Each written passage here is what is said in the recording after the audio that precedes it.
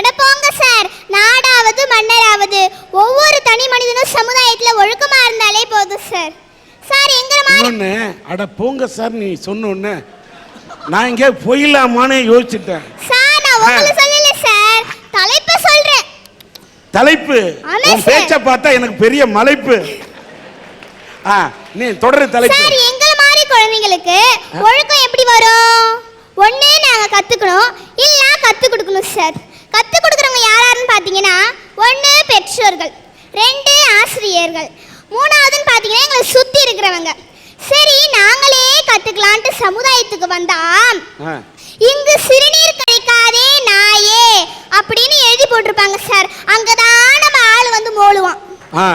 பக்கத்துல இருந்து ஒருத்தன் வந்து கேட்பான், டேய் ஏண்டா எங்க மோல்ற அப்படின்னு கேட்பான் சார். உடனே இவன் சொல்றான், டேய் நல்லா படிச்சு பாருடா, இங்கு சிறுநீர் கழிக்காதே நாயே அது நாய்க்கு தான் பொருந்தும், எனக்கு பொருந்தான்னு சொல்லிட்டு நாயை விட கேவலமா இருக்காங்க சார். சார் இங்கதான் இப்படி இருக்காங்கன்னு சொல்லிட்டு சில சினிமாக்கு போனா அந்த காலத்துல உங்க காலத்துல பாடினாங்க சார். எப்படி தெரியுங்களா?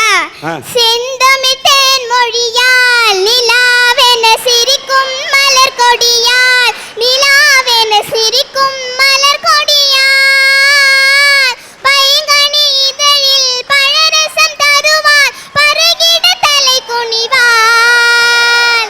செந்தமிழ் தேன் மொழியால் நிலாவென சிரிக்கும் மலர் கொடியால், நிலாவென சிரிக்கும் மலர் கொடியால். அழகா பாடுனாங்க சார். ஆனா எங்க காலத்துல பாடுறாங்க, ஆ முதல் அக்கு தானடா, ஹா ஹா அக்கா முன கிக்கு தானடா, ஹா ஹா ஏ முதல் சட்டு தானடா, இவ எவ சில்வர் தட்டு தானடா, கொட்டாங்குச்சிக்குள்ள வயண்டி ரெண்டு பேரும் கூட்டாஞ்சோறு ஆக்கி தின்னலாம், 8ஆம் நம்பர் போல தேகத்தை நான் இப்போ 1ஆம் நம்பர் ஆக்க போறேன்டா டா டா, எப்பாஞ்சி பாவ பாவ பா, எப்பாஞ்சி பாவ பாவ பா. இப்படி பாடுறாங்க சார். எனக்கு ஒரு டவுட் சார், எப்பாஞ்சி பாவ பாவ பானா என்ன சார்? என்ன மீனிங் என்ன கேக்குறேன், நான் எங்க போய் மீனிங் சொல்றது? எங்க தமிழையாகிட்ட இப்படிதான் சார் போய் கேட்டேன் நானு. இந்த பொண்ணுக்கு விவரம் தெரியல. சின்ன ராசாவே சித்தருந்து உன்னை கடிச்சுதா, இந்த பாட்டோட மகிமை பாரதியார் பாட்டுல வருமா அப்படின்னு நம்ம இளைஞர்கள் நினைக்கிறாங்கல்ல. ஆமா சார். ஓகே. எங்க தமிழையாட்ட போய் கேட்டேன் சார். சரி எங்க தமிழையாக்காவது அந்த எப்பாஞ்சி பாவம் பாவம் பாக்க அர்த்தம் தெரியும்னு போய் கேட்டேன். ஐயா எப்பாஞ்சி பாவம் அப்பா அப்பானா என்னங்க ஐயா அப்படின்னு போய் கேட்டேன். உடனே எங்க தமிழையா என்ன கோல் எடுத்துட்டு அடிக்க வராருங்க ஐயா. ஏன்னு கேட்டா, என்ன என்ன கெட்ட வார்த்தை திட்டுறியான்னு கேட்டுவிட்டாருங்க சார் என்ன பார்த்து. விவேகானந்தர் ஒன்று சொல்லியிருக்காரு, wealth is last, nothing is last, health is last, something is last, but character is last, everything is last. அதாவது ஒரு மனிதன்ட்ட இருக்க பொருள் வள செல்வ வளம் குறைஞ்சா கூட மறுபடியும் அதை நம்ம சேர்த்துக்கலாம். ஒரு மனிதன்ட்ட இருக்க பொருள் வள செல்வ வளம் குறைஞ்சா கூட மறுபடியும் அதை நம்ம சேர்த்துக்கலாம். அதே மாதிரி உடல் ஆரோக்கியம் குறைஞ்சா கூட உடல் இழப்புகள் சிலதான் நேரிடும். ஆனா ஒவ்வொரு மனிதனும் சமுதாயத்துல அவருடைய ஒழுக்கத்தை இழந்துட்டான்னு வச்சுக்கோங்களேன், அவன் உயிர் வாழ்ந்தே பிரயோஜனம் இல்லை சார், அவர் செத்த பணத்துக்கு சமம். அதனால்தான் சொல்றேங்க ஐயா, நானு ஒவ்வொரு தனி மனிதனும் சமுதாயத்துல ஒழுக்கமா இருந்தான்னு வச்சுக்கோங்களேன், நம்ம யாரையும் நாடு கடத்த தேவையில்லை. தாங்க ஐயா நான் பேச வந்திருக்கேன். சபாஸ், காட் பிளஸ். வணக்கம். வணக்கம் சார். தேனி என்ன பண்ணுது? தேனி வந்து அங்க எங்க அலைஞ்சி மலர்கள்ல போய் தேனை சேகரிக்குது. அது எவ்வளவு கஷ்டப்பட்டு ஒரு பூக்கும் தாவி தாவி தேனத்துல இருந்து சேகரிக்குது. சார் எறும்பு என்ன பண்ணுது? எறும்பு வந்து சுறுசுறுப்பா அங்க எங்க ஓடி போய் இறைய தேடிட்டு வருது. சார் ஒரு நிமிஷம்.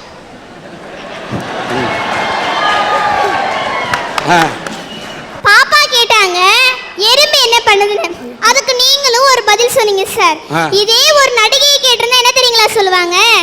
சின்ன ராசாவே சித்திரம்பு என்ன கடிக்குது அப்படிதான் சார் பாடிருப்பாங்க. சீமா நீ ரொம்ப ஓவரா போயிட்டு இருக்க. சார் காக்கா குருவி என்ன சார் பண்ணுது? காக்கா குருவில அங்க இங்க பறந்து தனக்கு இறை தேடிட்டு வருது. அது எவ்வளவு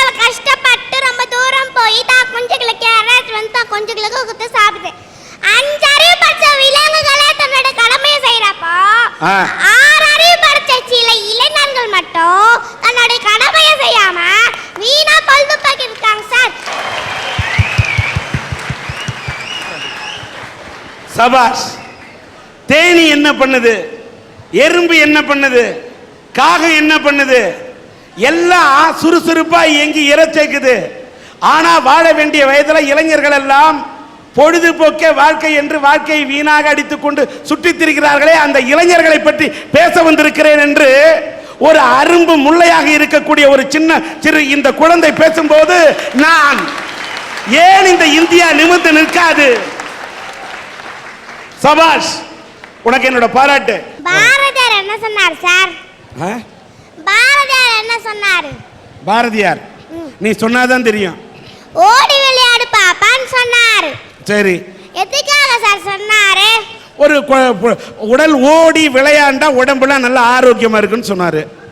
படிச்சிட்டு இருந்தா மட்டும் பதாது, நல்லா சுறுசுறுப்பா ஓடி விளையாடுறதுக்காக தான் சார். சார் ஒரு நிமிஷம். அவங்க அம்மா வீட்ல டெய்லி படிக்க சொல்லுவாங்க போல இருக்கு, விளையாடவே விட மாட்டேன்றாங்க போல இருக்கு சார். அந்த பிரச்சனையை கொண்டு வந்து பாப்பா இங்க சொல்றாங்க சார். சரிம்மா சார், அதுக்கு ஒண்ணு நான் சொல்லல சார். குழந்தைங்க படிச்சிட்டு இருந்தா மட்டும் போதா சார், சுறுசுறுப்பா ஓடி விளையாட்டு இருந்தா சார். அதுக்காக தான் சார் சொன்னேன். சரி, ஓடி விளையாடணும், ஓடி நல்லா விளையாடலாமா? பாரதியார் சொன்னார். அவர் குழந்தைகளுக்கு மட்டுமா சார் சொன்னாரு? இளைஞர்களுக்கு தான் சார் சொன்னாரு. இளைஞர்களுக்கும் சொன்னாரு. சரி, எப்படின்னா குழந்தைங்களா இருக்கிறப்போ சுறுசுறுப்பா விளையாடணும்.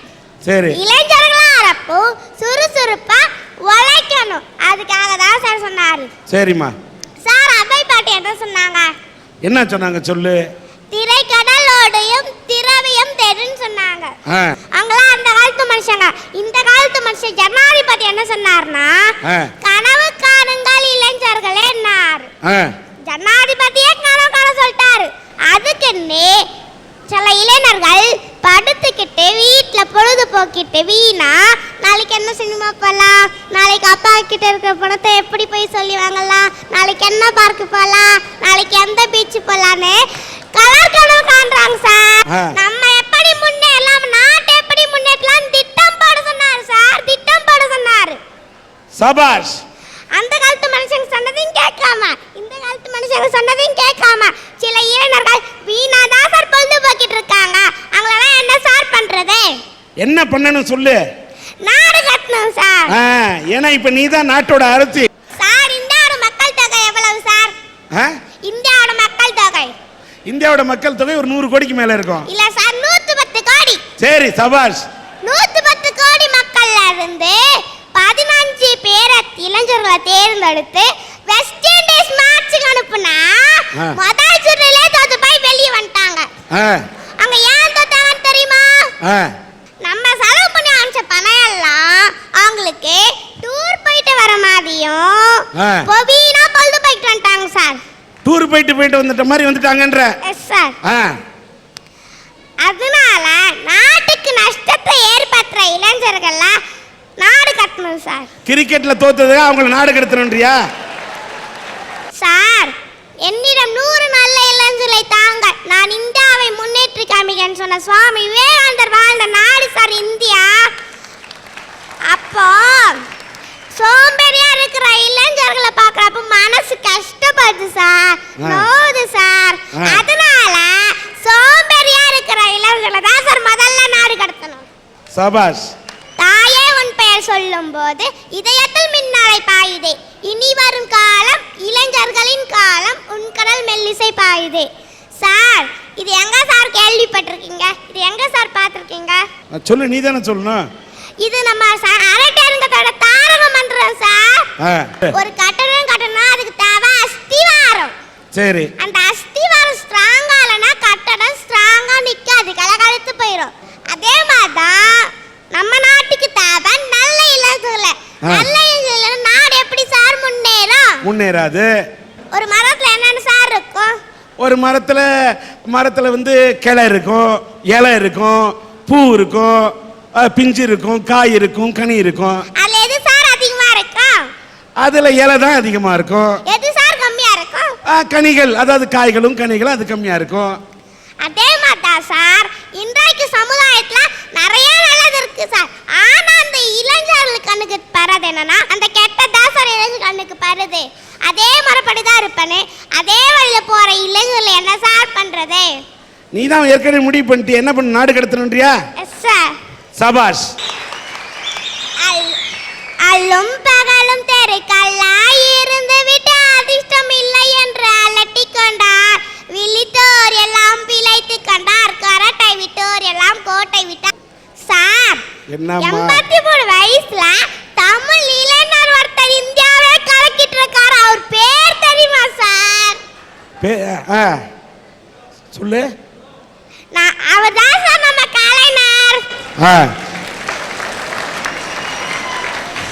சொல்லு. அவர் சந்தர்ப்பம் நம்மளை தேடி வரோம், சந்தர்ப்பம் நம்மளை தேடி வரோன்னு சொல்லிட்டு திருவாரூர்ல இருந்திருந்தாருன்னா இவ்வளவு நேரத்துக்கு அவர் யாருன்னு கூட நம்மளுக்கு தெரிஞ்சிருக்காது சார். சரி.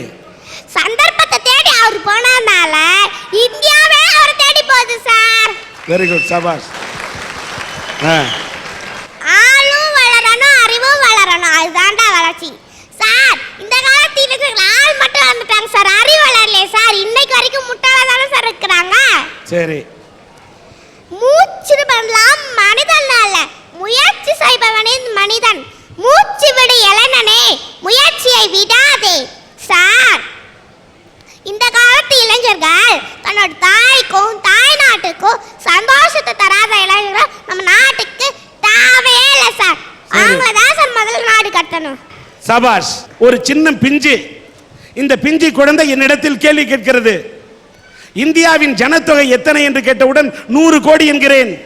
புள்ளி விவரத்தோடு 10 கோடி 110 கோடி என்று புள்ளி விவரத்தோடு துள்ளி திரியும் இந்த பருவத்திலே இந்த பிஞ்சு குழந்தை பேசுவதை பார்க்கும்போது நான் ரொம்ப பெருமைப்படுறேன். அது மட்டும் இல்ல, ஒரு கட்டடம் பத்துக்கு அஸ்திவாரம் நல்லா இருந்தாதான் அந்த கட்டடம் உயர்ந்து நிற்கும் என்று சொன்னதை போல இதை போன்ற அஸ்திவாரம் இந்தியாவுக்கு இருக்கின்ற வரை, தமிழகத்துக்கு இருக்கும் வரை இந்த நாடு தலை நிமிர்ந்து நிற்கும் என்று தான் எனக்கு தோன்றுகிறது. இந்த நாட்டில் இருக்கிற ஒவ்வொரு கணவன் மனைவிக்கும் ஒரு ஆசை இருக்கு தெரியுமா? அது என்ன கனவு? நம்ம வாழ்கிற காலத்துல எப்படியாவது ஒரு சொந்த வீடு கட்டி வாழி பார்க்கணும் அப்படின்னு சொல்லிட்டு ஒவ்வொரு கணவன் மனைவியும் கற்பனை உலகத்துல வாழ்ற சாதாரண மனுஷன் தானையா நம்ம எல்லாம். சாதாரண ஒரு குருவி கூட ஏதாவது ஒரு மரத்துல கூடு கட்டி வாழ ஆசைப்படுது. அப்படிதான் எங்க அப்பாவும் ஒரு வீடு கட்டி வாழணும்னு சொல்லிட்டு ஆசைப்பட்டாரு. எங்க அப்பா ஒரு எக்ஸ் சர்வீஸ் மேன், நானும் ஒரு எக்ஸ் சர்வீஸ் மேன். எங்க அப்பா 1983 ரிட்டையர்ட் ஆனார். எல்லா சம்பளத்தையும் கையில வச்சுட்டு ஒரு ரியல் எஸ்டேட் ஏஜென்சியை போய் பார்த்தாரு. தயவு செஞ்சு நான் எல்லா ரியல் எஸ்டேட் ஏஜென்சியை சொல்ல, ஒரு சில ரியல் எஸ்டேட் ஏஜென்சிகளை மட்டும் நான் சொல்றேன். அவங்ககிட்ட போய் சொன்னாரு, தம்பி என்கிட்ட இவ்வளோ பணம் இருக்கு, என் வீட்டில் வந்துட்டு நான் 11 பிள்ளைங்களுக்கு நான் தகப்பேன், எனக்கு தகுந்த மாதிரி ஒரு ஓட்டு வீடா இருந்தாலும் பரவாயில்ல, ஒரு தட்டு வீடு இருந்தாலும் பரவாயில்ல, ஒரு குச்சி வீடு இருந்தாலும் பரவாயில்ல, ஒரு காலி வீடு இருந்தாலும் பரவாயில்ல, எனக்கு ஒரு இடம் காட்டு கொடு தம்பி. என்ன காமிச்சான், அவனும் காமிச்சான். எங்க அப்பா கிட்ட பார்த்து சொன்னா, சாமி இந்த வீடு காலியா இருக்கு, இந்த இடத்த நீ வாங்கிக்கோ, நல்ல இடம்னு சொல்லிட்டு வித்தான். வித்ததுக்கு அப்புறம் 2 மாசம் கழிச்சு தான் தெரியுது அது லிட்டிகேஷன் லேண்ட். அதாவது எங்க அப்பாவுக்கு கொடுக்கிறதுக்கு 2 மாசத்துக்கு முன்னாலேயே இன்னொருத்தனுக்கு வந்துட்டு ரிஜிஸ்ட்ரேஷன் பண்ணி கொடுத்துருக்கான். இந்த மாதிரி ஏமாத்துற ஒரு சில ரியல் எஸ்டேட் ஏஜென்சிகளை நாடு கடத்தணும்னு சொல்லிட்டு நான் பேச வந்திருக்கிறேன் சார். ஐயா, 11 வருஷத்துக்கு முன்னால எனக்கு ஒரு பேக் பெயின் வந்துச்சு. ஒரு குறிப்பிட்ட டாக்டர் கிட்ட போனேன். டாக்டர் எனக்கு இந்த மாதிரி பேக் பெயின், எந்த விதமான இன்வெஸ்டிகேஷன் பண்ணாம நாளைக்கு காத்தால உனக்கு ஆபரேஷன் 45,000 ரூபாய் ரிசப்ஷன்ல கட்டேன்னு சொன்னான் அந்த டாக்டர். நானும் பயந்துட்டு போயிட்டு மிலிட்டரி ஹாஸ்பிட்டல் இருக்கிற ஒரு கவர்மெண்ட் டாக்டர் கிட்ட போய் கேட்டேன், ஐயா எனக்கு இந்த மாதிரி பேக் பெயின் இருக்குது, ஹாஸ்பிட்டலில் போன உடனே எனக்கு ஆபரேஷன் சொல்றாங்க, எனக்கு பயமா இருக்கு, என்ன பண்ணலான்னு போய் கேட்டேன். அந்த டாக்டர் சொன்னாரு, தம்பி வயிற்று வலின்னு சொல்ல, நான் உடனே வயிற்று அறக்கிறது கிடையாதுடா வைத்தியம், வயிற்று வலின்னு சொல்லியாச்சுனாக்கா ஃபர்ஸ்ட் ஒரு மாத்திரை கொடுக்கணும், அந்த மாத்திரையில குணமாகலன்னு சொல்லியாச்சுன்னா ஒரு இன்ஜெக்ஷன் போடணும், ஒரு இன்ஜெக்ஷன்லயும் குணமாகலன்னு சொல்லியாச்சுன்னா ஒரு எம்ஆர்ஐ ஸ்கேனிங் எடுக்கணும். அந்த எம்ஆர்ஐ ஸ்கேனிங்லேயே உனக்கு ஒரு ப்ராப்ளம் இருந்துச்சுன்னா இது மருத்துவத்தில் குணமாகுமா இல்லை ஆப்ரேஷனில் குணமாகுமான்னு சொல்லிட்டு செக் பண்ணி பார்த்துட்டு ஒரு குழு அமைச்சு அதுக்கப்புறம் தாயே ஒரு டாக்டரை போய் உங்களால் நிற்க வைக்குவோன்னு சொல்லுவான்.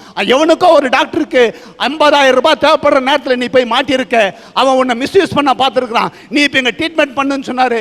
உண்மையா சொல்றேன், 11 வருஷமாச்சு ஆபரேஷன் பண்ணாமலேயே நான் இன்ன வரைக்கும் நல்ல விதமா இருக்கிறேன். ஐயா, கர்ப்பிணி ஒரு பெண் கருத்தரிக்கும் காலத்தில் இருக்கிற சந்தோஷம் டெலிவரி டைம்ல இருக்கா? இல்லையே. ஏன்? இன்னைக்கு அந்த காலத்துல ஒரு 1000 டெலிவரி ஆகுதுன்னு சொல்லியாச்சுனாக்கா வெறும் 50 டெலிவரி தாயா சிசரிங் இருக்கும். இன்னைக்கு அப்படியா இருக்கு? இல்லையே. அப்படியே உல்டா பண்ணி போட்டாங்கல்ல. இது ஏன்? அந்த கேவலம் அவனுக்கு கிடைக்கிற ஒரு 10,000 ரூபாய் 15,000 ரூபாய் சம்பளத்துக்கு ஒரு சுகப்பிரசவம் அடையக்கூடிய ஒரு பெண்ணை வைத்த அறுத்த அந்த குழந்தைய வெளியில எடுக்கிறியே, இது மனித நேயம் உள்ள செய்யற டாக்டர் செய்யற வேலையா? அந்த மாதிரி டாக்டர் நாடு கடத்தணும்னு சொல்லிட்டு நான் பேச வந்திருக்கிறேன் சார். ஒரு நிமிஷம் சார். எல்லா டாக்டரையும் குத்த சொல்லாதீங்க சார்.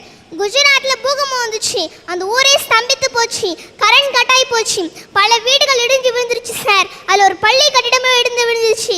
ஆயிரக்கணக்கான குழந்தைகள் இருந்துட்டாங்க. 40 கணக்கான குழந்தைகள் உயிருக்கு போராடிட்டு இருக்காங்க. அப்போ ஒரு டாக்டர் குழு வந்துட்டு இருக்காங்க சார். வந்து பார்த்தா அந்த 40 குழந்தைங்களுக்கும் வந்து ரத்த வெள்ளமா ஓடிக்கிட்டு இருக்கு. அந்த ரத்த வெள்ளத்தை நிறுத்தணும்னா ஆப்ரேஷன் பண்ணணும்.